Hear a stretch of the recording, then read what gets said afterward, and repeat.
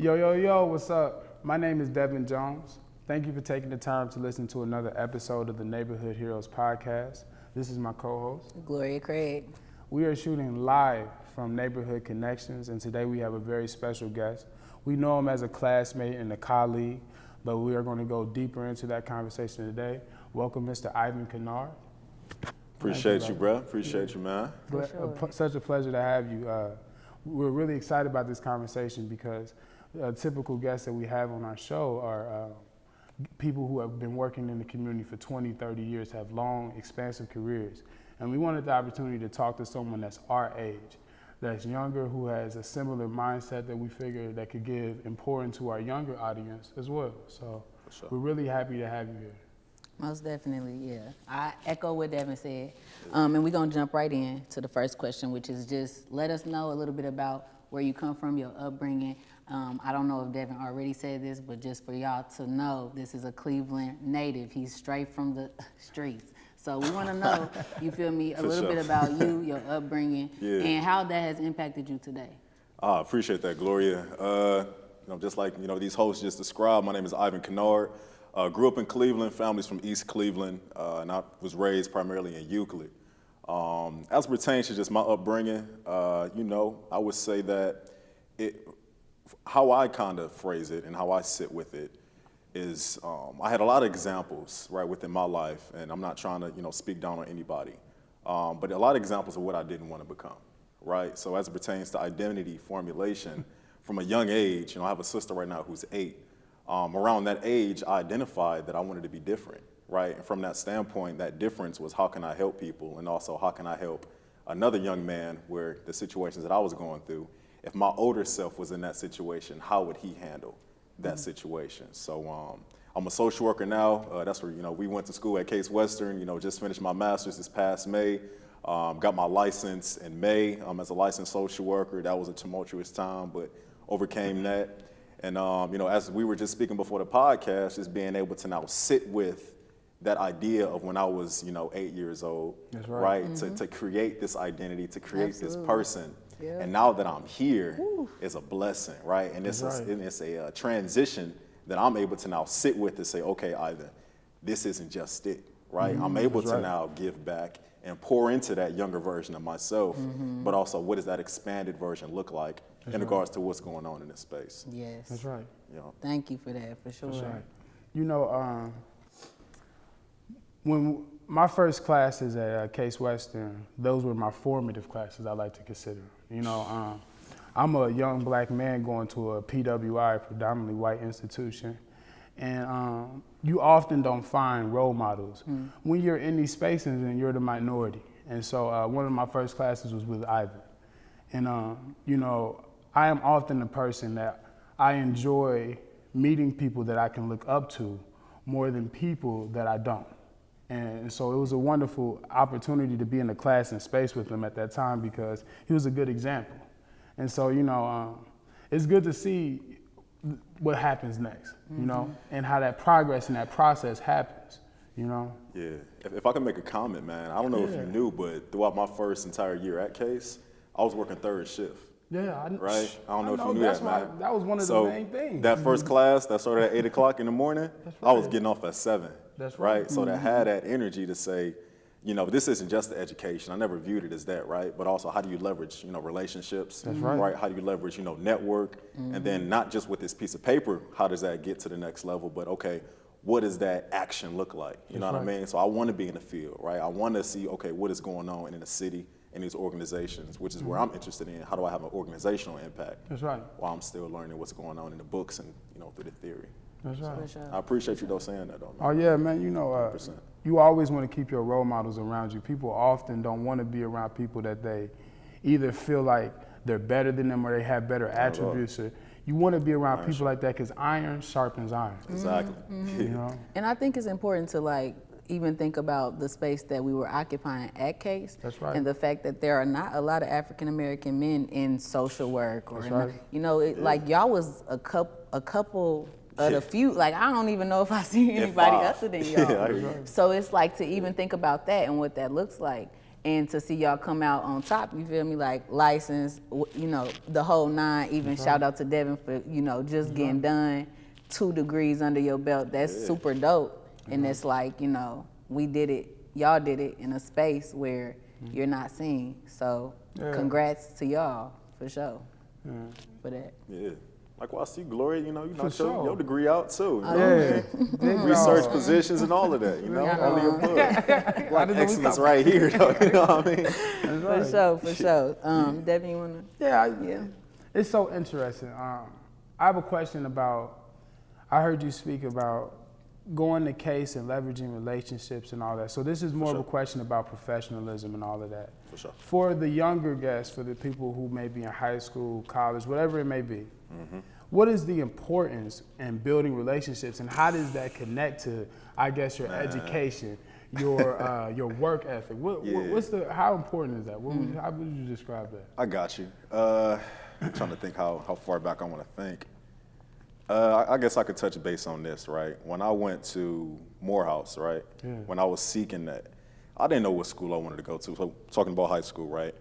I didn't know what school I wanted to go to. I ran track, and I just knew I wanted to be outside the city of Cleveland, right? I just wanted to get out of here because I felt like it was a bubble. And not just a bubble where, you know, everybody doing the same thing, but I just felt like it was gonna hold me back. You know, no offense to my city, right? I'm still here. You know, I came back. I'm looking to, you know, add on to the, you know, to what's going on. But I just needed to see something different. That's right. So my coach, he pulled me to the side, you know what I mean? He was like, Ivan, what school you looking to, you know, to go to? This was my junior year. I'm like, I don't know, Ohio State, Akron, Kent, you know, maybe Cincinnati, just somewhere far, but not too far. He's like, why don't you look at a, you know, school out of state? I'm like, all right, so what you talking about? He said, Morehouse College.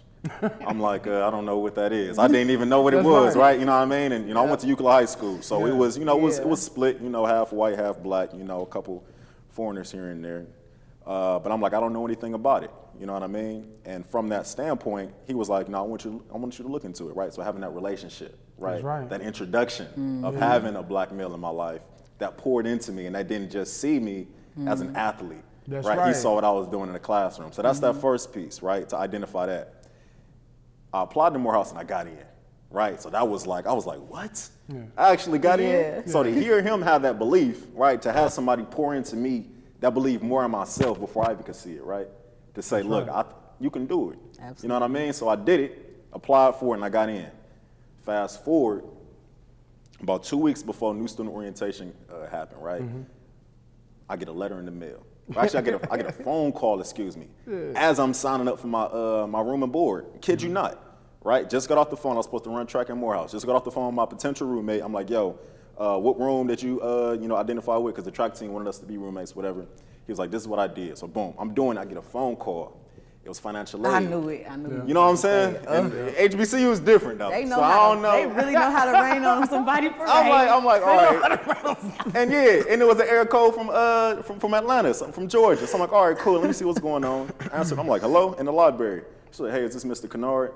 I'm like, yes, speaking. She was like, hey, this is such and such from the financial department at Morehouse. Called to let you know that X amount of loans wasn't accepted on your family's end. You need to come up with $20,000 in order for you to go to school, right? Fast forward, I'm like, well, how am I gonna pay for that? She's like, well, you can look at other scholarships and you can look at external loans. I'm like, well, classes start in 2 weeks. Yeah, what are you talking about? What am I supposed to do in 2 weeks to make up $20,000? So she's like, well, I'm not too sure, but what I can do is I can put you in touch with some people, you know, giving me something to just, you know, get you off the phone. A little bait, feed your ear. So I'm like, all right, first person I call, who y'all think it was? My coach. That's right. Very first person I thought of to call, I called him. I'm like, Coach, I just got a phone call saying I can't go to Morehouse because I owe $20,000. He's like, relax. We're gonna make some calls to people that he knew, going back to that network that you just said, that social space. That's right. And we're gonna see how we can get you connected. So he connected me to Angelo Little, right? Still a mentor to this day. He an attorney at East Cleveland, right? Morehouse man. He graduated in the 90s.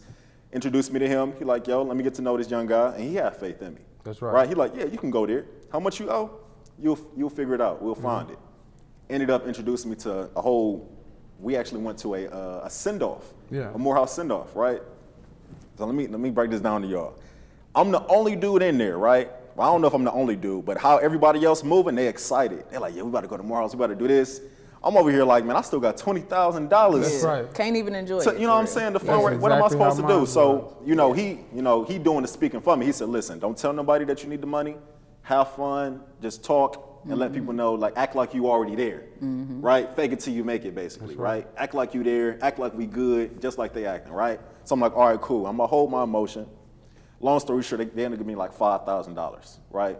They was like, here, take this 5 and apply it to the money that you owe, right? So did that. From that point, I'm just talking to D'Angelo. I'm like, man, what do I do? What do I do? He like, man, pray and just go. He said that, pray and just go. Drive down there, man. Absolutely. And that's what I did. I prayed and I went, right? Drove down there 12 hours. At the time, my mother was pregnant with my younger sister, right? Who I referenced earlier, right? So she pregnant. In the car, my auntie, she driving. Whole car full of like my clothes, grab the laptop, you know what I'm saying? That's right. We made a little trip about it. They happy, they singing. They don't know nothing about it.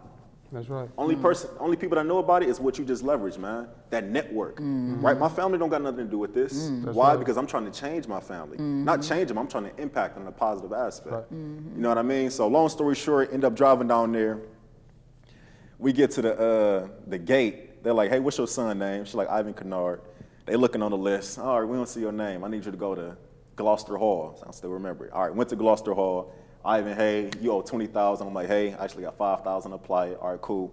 You owe $15,000, right? How do you want to pay it? I'm not sure how I want to play it. What are my options? Send me to the financial aid department. Fast forward the story. I'm like, all right, they didn't have anything for me. What do? I just started knocking doors. I literally walked around campus, went to the English department, the psychology department, the engineering department, the business department, admissions. I went everywhere and let them know what happened. Hey, my name is Ivan.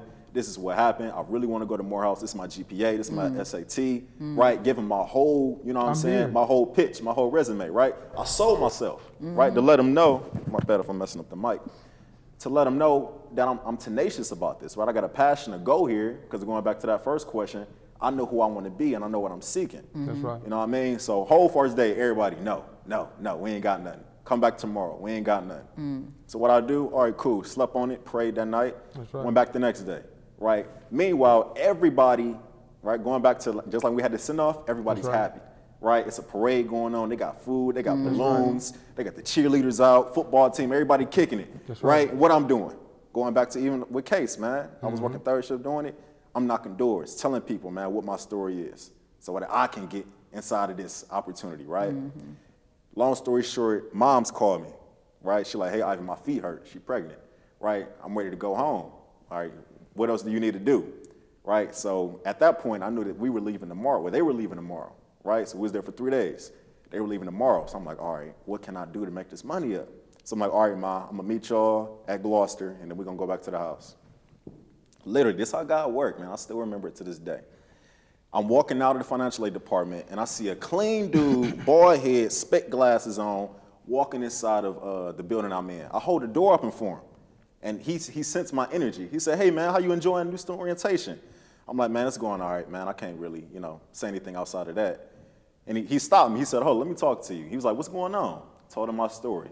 He said, you drove 12 hours, you owe this amount of money, and he asked me those questions, and I'm like, yes. He was like, you know what, come back tomorrow, and I'm gonna see what I can do for you. Turns out this gentleman, right, Dean Dixon, he was the dean of admissions. Yep. Right? He said, Ivan, this is what we're gonna do to keep you in school for the first year, right? That's right. Right? We got you this $10,000 scholarship for academics here, and we got you the $5,000 scholarship right here for you. What I need you to do is make sure that your grades are up and you continue to have the same energy while you're in this program. So when you ask me about network or you ask me about the social space, it wasn't even family that had my back. Family got me there, don't get me wrong. Right. They drove me there. That's right? right. Family cared for me. Family nurtured me. That's But right. when it comes to what do you want to do for your family to impact them, it takes that space and it takes that courage, right? Because I was scared. Yo, I ain't gonna lie. I ain't gonna act like I had that ultimate poise. Yeah. Right? I was scared the whole time. I didn't know what I was gonna do. Right? So to have that opportunity to now be vulnerable, you know what I mean, for my coach, be vulnerable to somebody that he introduced me to, and to be vulnerable to these strangers, right, in a city I've never been to say, this is what I want, that's what got me to that space. And I feel like I'm leveraging that to this day. Oh, man. That's a lot. That was That's a lot, amazing. but that was Everything about it was good. Everything about it. I feel like I was just went on a rant though. My bad. No, like I feel that adds on a a lot of whole nother context. level. It really does. It adds a lot of context, and it makes sense that from that story, you are the individual that was at our 8 a.m. course in our first semester, getting off of work at 7 a.m. Absolutely. It makes sense. And so I appreciate that story, and I appreciate that because, you know, people who may not get the opportunity to go to school, who may not want to go to school, there's a process that is very mind-boggling, that's nerve-wracking. Yeah, it is. You know, we have 18-year-olds who are fresh out of high school who do not necessarily know who they are as people, who sign away small houses, who sign away a portion of their lives to an institution that they may not know much about. Exactly. And so this is a great story about how when you take that leap of faith, you got to also know what that leap is for. Exactly. Yeah. And it really speaks to you, even you talking about how you knew what you wanted to do. You knew who That's you right. wanted to be, even if you didn't know how you was gonna get there. There you right. go. Even if you really didn't know what that was gonna look like, it was like, I know that I want more. That's when God stepped in though. Exactly. God, That's right. Yeah. Absolutely. But it was all about that faith. Exactly. That faith piece, taking that step. And even too, it's all about the mindset. That's right. Who do you believe that you can be? What do you Exactly. believe that you can become? That's right. And in a world where, you know, or in a country rather where we are, depending on what you look like and all of these things, told that you're inferior, told that you're from, you know, you're a descendant of slaves and that's it. That's right. It does something to our mind. It does something to who we are, how we think of ourselves. But when we able to step out of that, That's or right. if we never allow it to even sink into us, That's right. you knew at 8 years old, just from what you seen, that that's not what I want. Exactly. So it's like just being able to hold on to that That's right. is so powerful. And that's why we all sitting here. That's right. Exactly. Like he, That I talk dream. about this every time, but he didn't even know he was at social work Oh, yeah. school, and it makes me laugh. It makes me laugh. I bring it up every time, cause I'm just like, how you didn't know what did I tell you? Yeah, man. I signed up. It's very similar. I gotta didn't hear have. I didn't know that I signed up for social work school because you know how Case Western Reserve School is titled. It's the Mandel elitist. School of Applied Social Sciences. Now, Cleveland State University's social work school is called social work. And so it was a little confusing sitting around in the orientation and hearing people say they was here for family, youth, and children, or this and that. I'm like, you know, because I signed up to be community-based. Exactly. And so I never knew that social work was the school that I was in. And I had just signed $70,000 away for the first semester. Right.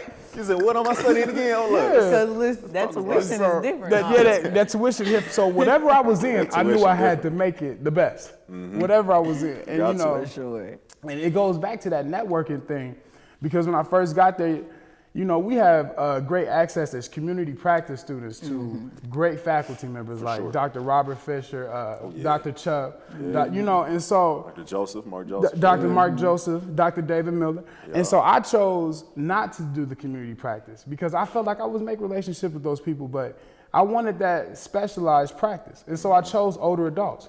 Me and only another student was the only two students in that program. I remember that. Yeah. And so I made connections with the faculty of the aging department because they had time and effort to pour into these two students. That's strategy. I hear Yeah. you talking about. Yeah. And so one of the most amazing things from that was I was me and the other person, Sharnissa whoever, you might have to take that name out. I was in that program with her, and we was in classes only me and her. And so me and her and that professor, we getting deep into real conversations. And so one of those professors nominated me for an award. And that award was because of my social advocacy with the Ohio Department of Aging. Yeah, I remember And that. so those whole relationships, right? Oh, thank you. I appreciate You already it. know, You know, man, for real. you know, we gotta That matters. advocate for our folk. You know, the award is great, but that didn't really suffice in that we still in a system where there's people disproportionately affected by the lack of resources. And so, you know, being able to get into this space, I solely agree. It's a process. And, you know, excuse me, it's always a leap of faith. Always. Always. It is never one of those things where you go into things that's going to transform you, change you, that you know what's going to happen. Exactly. You never know. You know? You In the never middle know. with a hurricane, man. It's just like, That's all right. right, how Couldn't do I even find- guess. Yeah, how do I Couldn't find even people guess. that also are able to, like, you know, balance this? That's right. You know what I Yeah, mean? for sure. Balancing being Bruce Wayne and Batman, right? It's right. the same thing, you know? Yeah. I believe it. That's right. You got a question, Sure. Jay?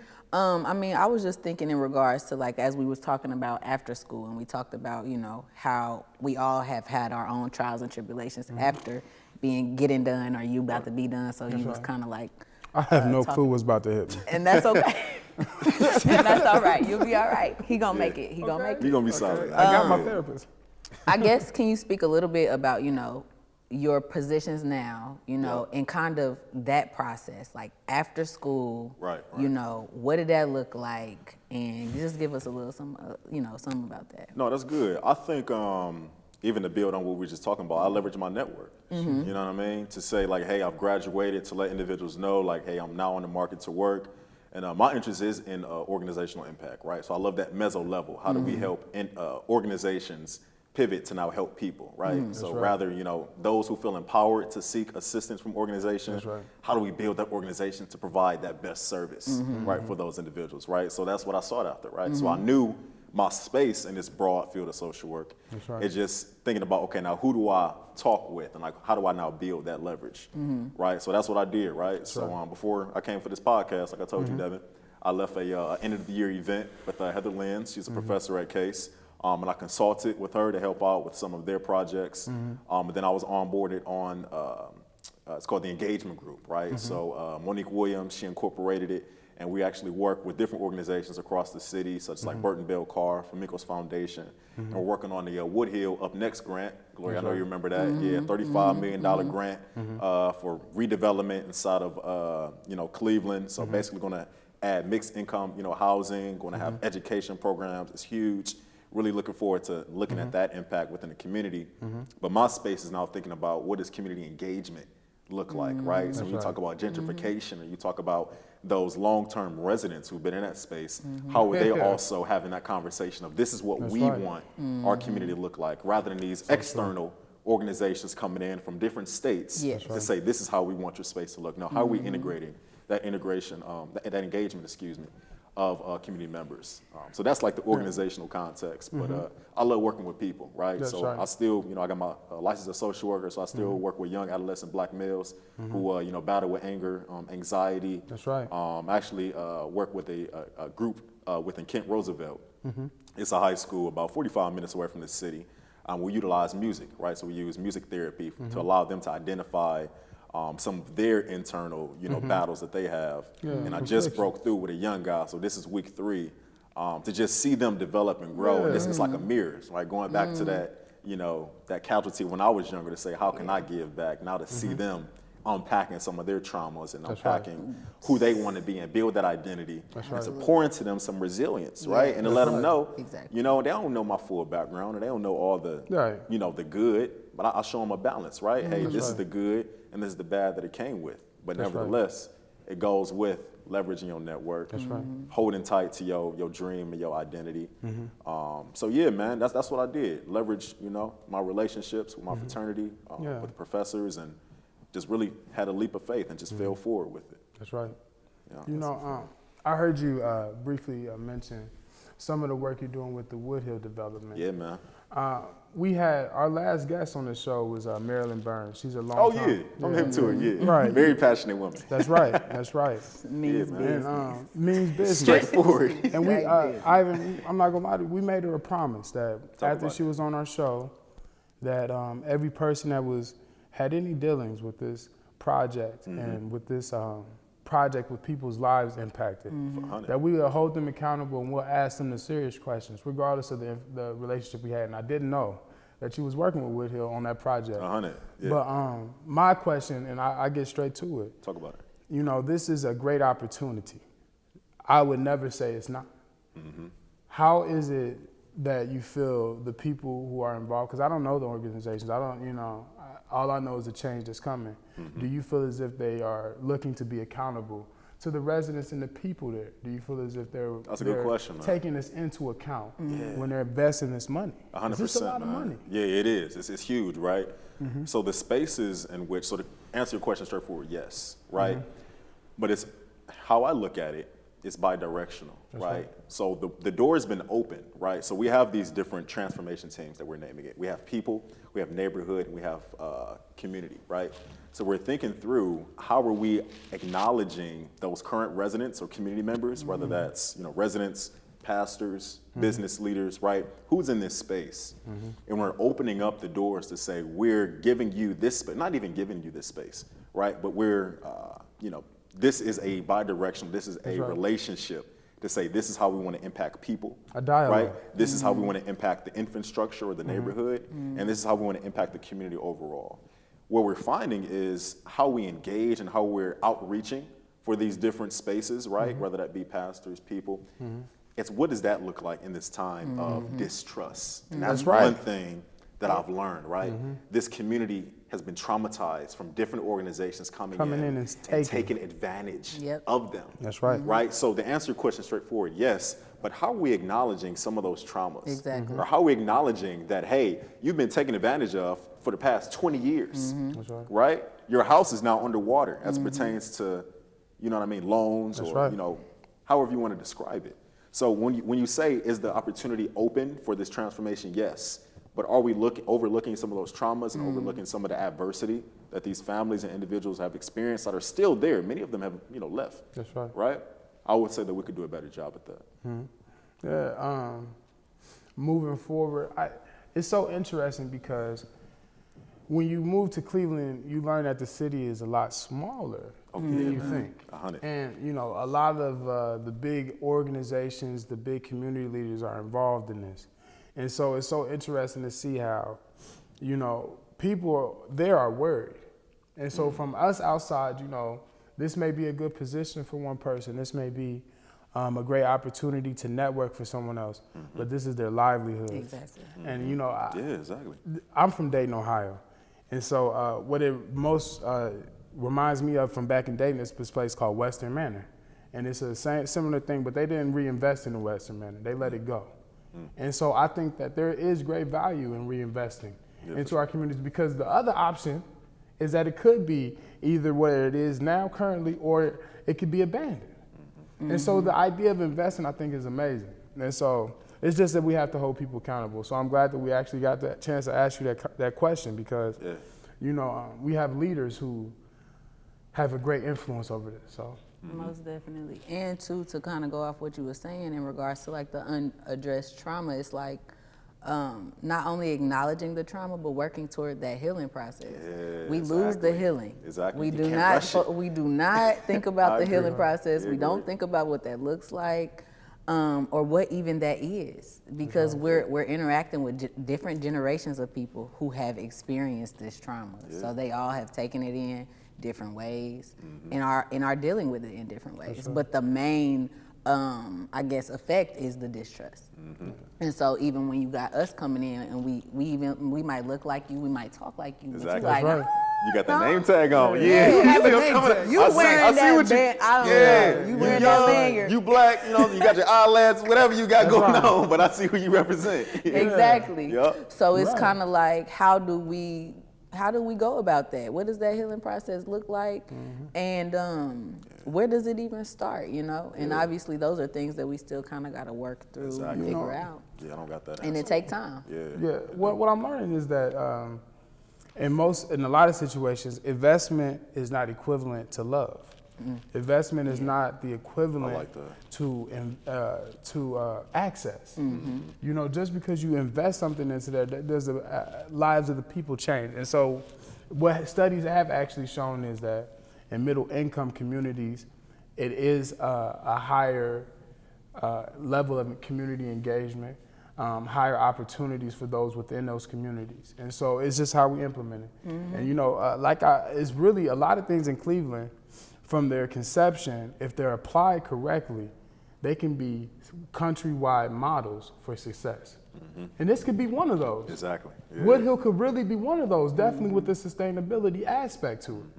So it's exciting, but We gotta see what's going on. We gotta see. Yeah. We got some things going on in the city. You know, Cleveland That's right. on the slow up and coming. You know, Yeah, so since new we mayor, actually- you know, new money. That's right.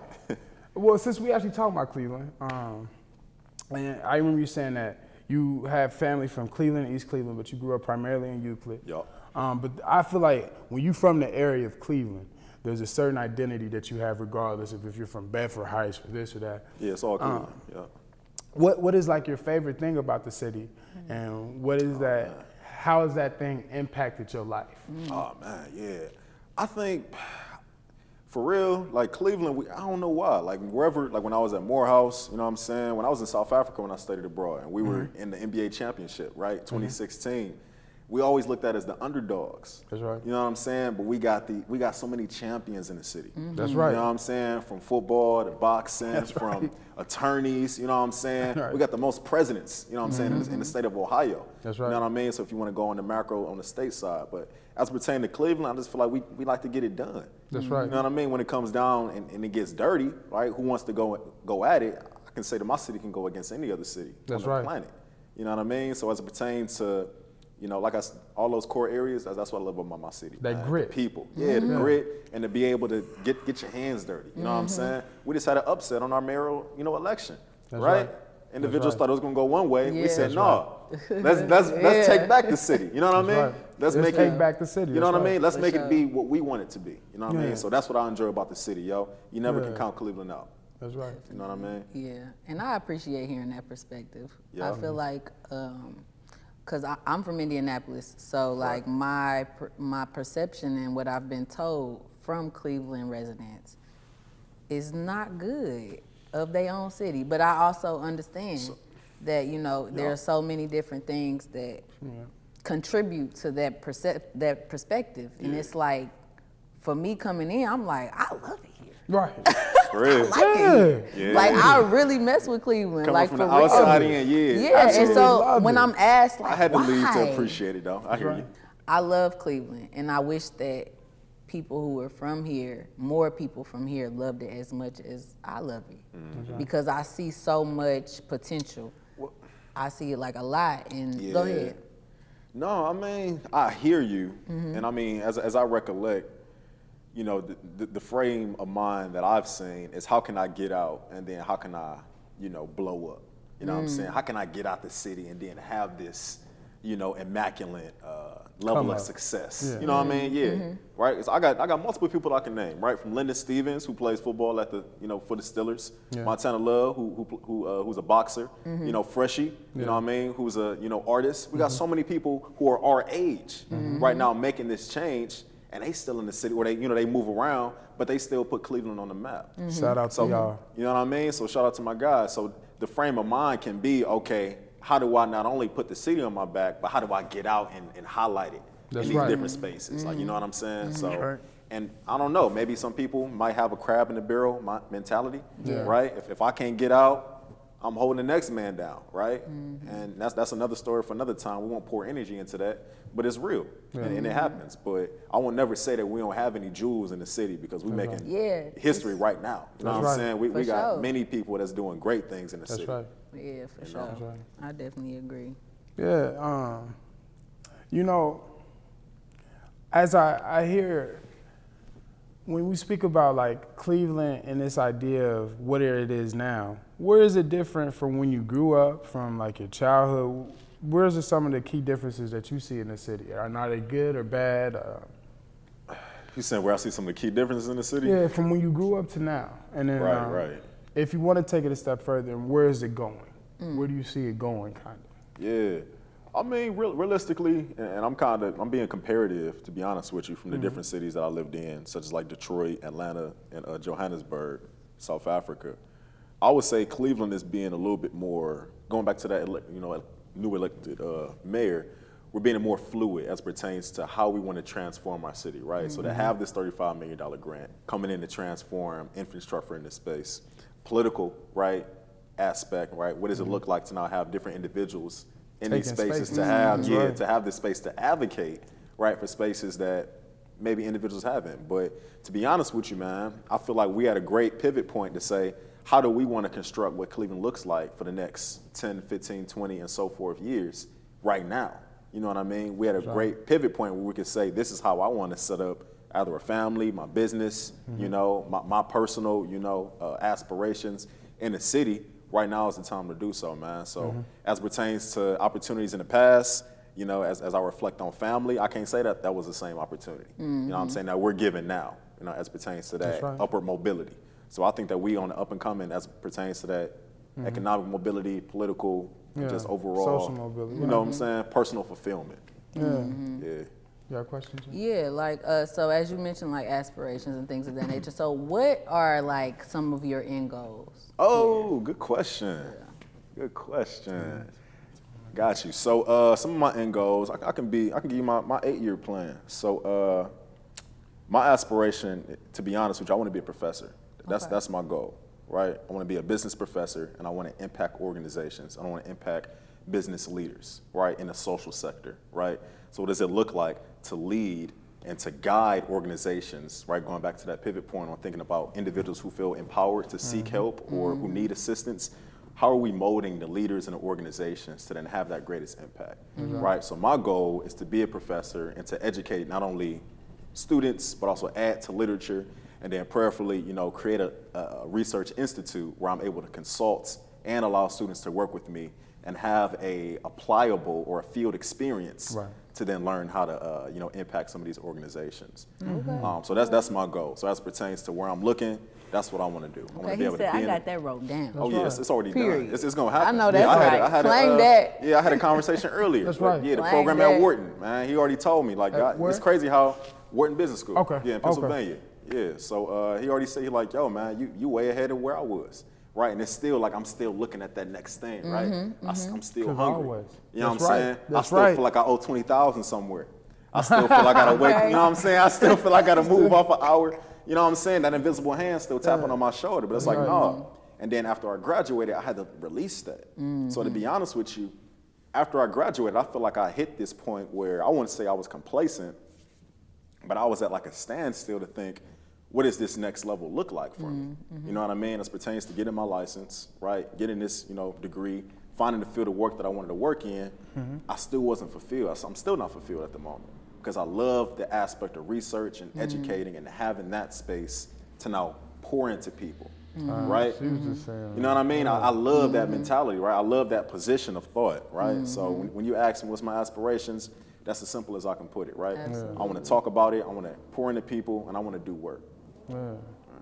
You know, this has been one of those conversations where I knew it would be a wonderful conversation, but For sure. I learned so many things about you, and through this conversation, I learned a lot about the city, and awkwardly enough, I learned about myself. Yeah. And you know, in closing, we're going to begin to wrap it up.